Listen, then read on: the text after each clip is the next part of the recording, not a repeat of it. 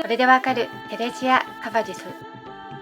タリアン夫人とも呼ばれます。フランス革命の恐怖政治から人々を救うきっかけを作り、テルミドールの聖母とも呼ばれています。生まれ持った美貌により大物議員を骨抜きにして革命の流れを変えました。サロンに昼と夜を作ると言われた彼女。テレジアが現れるとそこだけがパッと明るくなり、他の人が影になることから言われていたそうです。さて、どんな人だったのでしょう。彼女の生涯を覗いてみましょう。1773年、マドリード近郊で銀行家をしている父とスペイン人の母との間に生まれる。15歳の時、フォントネ公爵と結婚。フォントネのサロンにミラボーやラファイエットなどの政治家などが出入りしていました。そしてテレジアもこの時流行していた自由主義に惹かれていきます。1792年8月10日事件が起こります。パリで民衆と軍隊がチュイルリー宮殿を襲撃してルイ16世やマリー・アントワネットら国王一家を捕らえタンプル島に幽閉しました。これにより王政停止。翌年ルイ16世が処刑されます。この頃には貴族であるというだけで命の危険を感じる状況だったので、テレジアは家族でパリを離れボルドーに行きます。ですが夫婦の関係は長く続かず離婚。ボルドーはジロンド派の根拠地でした。この時期はロベスピエール率いるジャコバン派の天下だったので、ここにいる人たちは反革命容疑者とみなされる人たちがたくさんいて、死と隣り合わせでした。ちなみにジロンド派にご興味があれば、こちらのジロンド派の女王ロラン夫人の動画もよかったらご覧ください。反旗を翻したボルドーへの制裁のため、パリから送り込まれたタリアンという26歳の国会議員がいました。彼が来て1週間後には、本部前の国民広場にギロチンが設置されました。テレジャーはこの町で一番力を持つタリアンに目をつけ近づきます。そしてタリアンはすぐに恋に落ちてしまいました。テレジャーは友人知人の反革命容疑者の救済に積極的に取り組んでいました。タリアンはテレジャーに求められるままに反革命容疑者を釈放させたり、処刑リストから外していきます。それを危険視したロベスピエール率いる公安委員会は、ボルドーに多くのスパイを送り込みました。ボルドーで処刑が減り平和になればなるほど2人は危険な状態になっていきます。テレジアの行為は彼女の慈善的行為だったのかもしれませんが、実は捕まる人はブルジョワジーで、大抵は助けてくださいと金品を持ってきていました。贅沢好きでお金が必要なテレジアにはもってこいの役目だったという説も。さて、すっかりふぬけになってしまったタリアンは何でも彼女の言う通りにします。あまりに人助けをしてしまったため、ロベスピエールは2人を引き離すことを考え、タリアンをパリに戻します。その後を追ってテレジアもパリに行くのですが、そのまま逮捕され、ラフォルス監獄に入れられてしまいました。タリアンに早く出すよう何とかしてと手紙を出しました。タリアンにとってもはやテレジアなしの人生など考えられませんでした。スパイたちの目をくらましながら、フーシェ、バラスなどと会合を重ねます。この2人はコロコロ思想と立場を変えていった人たち。ジャコバン派でロベスピエールと同じ側だったのですが、ここに来てクーデターを計画。バラスは公金横領など様々な汚職でロベスピエールからパリに召喚されていたりしたことも影響していそうです。ロベスピエールが次にギロチンに送ろうとしているもののリストをフーシェが見せて回ります。もちろん見せる相手の名前が記載されていて、見た人は震え上がりました。そしてその人たちはクーデターを起こす側に協力。国会でサンジェストが演説を始めました。サンジェストはロベスピエールの右腕とも言われた人で、革命の大天使と呼ばれています。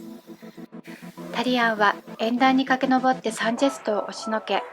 短剣を振りかざしながらロベスピエール弾劾の演説を始めました。そして成功。ここのクーデター成功したから良かったものの、もし失敗していたら真っ先に処刑されていたのはタリアンだったでしょう。まさに命を懸けた救出劇。革命政府の人をここまで変えてしまうなんてテレジアあっぱれです。これはテルミドールのクーデターと呼ばれます。今度はロベスピエールが処刑されました。革命裁判では1日に50人以上の人が断頭台に送られていました。命の危険があった人たちは革命に疲れ切っていたので、恐怖政治の重圧が去った時、人々は一転して、今度こそ人生を思う存分享楽したいと踊りまくります。パリにダンスホールがたくさんできました。タリアンを変え恐怖政治を終わらせたテレジアはテルミドールの聖母と呼ばれました。この時まだ21歳。パリの社交界に女王のごとく君臨しました。1795年10月、総裁政府成立。5人の総裁によって担われます。最高権力者はバラスでした。一躍有名となり、公安委員会の一員にも選ばれたタリアンとテレジアは結婚しました。新居で開かれたサロンはギリシャ・ローマ風の装飾が使われた内装で、タリアン夫人はファッションリーダーでした。この時流行させたドレス、ペチコートもなしのガーゼのように薄いモスリンの布をまとっただけの服は体の線をうっすり透けてみせ、また動くとはっきりと体のラインが見える構造。流行に遅れないようにとパリの女性たちは冬でもこの薄いドレスをまとい、風をこじらせ体を壊しながらも頑張ります。恐怖政治中はロベスピエールの強制力があり、ビジネスもまともに行われていましたが、それがなくなると悪徳商人たちが動き出し、凄まじいインフレが起こりました。パリの民衆もそのうちに、あの頃は血は流れたがパンは不足しなかったと言いました。タリアンは不器用なタイプで、ガラスのように享楽主義的な空気に馴染みきれず、また急進派と穏健派の間で板挟みになり、両方に拒否され落ち目になっていきました。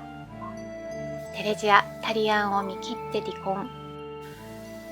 浪費家のテレジアにはスポンサーが必要でした。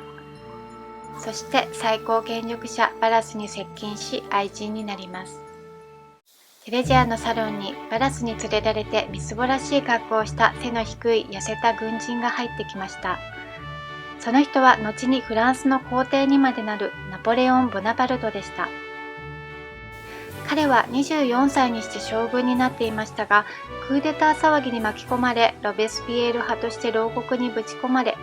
数日後出てくるも給料半減と散々な目に遭っていました。ナポレオンはテレジアに一目惚れして口説くも、テレジアはこの冴えない姿に全く関心を持ちませんでした。ナポレオンは後にジョセフィーヌという女性と結婚しますが、ジョセフィーヌはもともとバラスの愛人。テレジアに奪い取られる形で関係が終わりましたが、ジョセフィーヌとテレジアは仲良くなりました。ジョセフィーヌにとってバラスは恋愛対象というよりお金のための関係だったので、他の人が見つかればどっちでもよかったのです。バラスはタリアンと違い一途ではありませんでした。テレジアとは楽しんでいたものの、浪費癖のある彼女から離れたいと思い、ウブラールという28歳の青年実業家をテレジアに紹介します。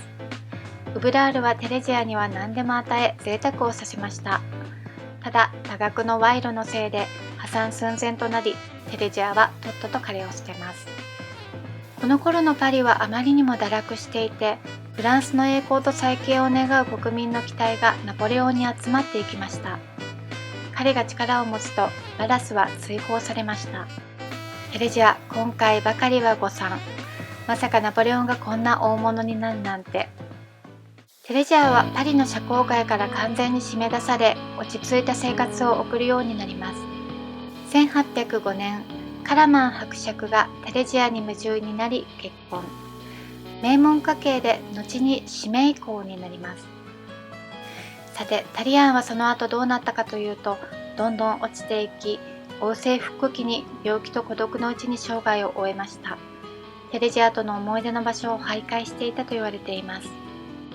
テレジアは最後は指名公夫人として大勢の子供たちに見守られながら亡くなりました。ちなみに子供は全部で10人。たくさんの夫や恋人たちとの子供たち。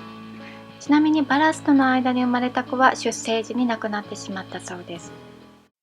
指名校夫人としての最後でしたが、人々からはずっとタリアン夫人と呼ばれ続けたとか。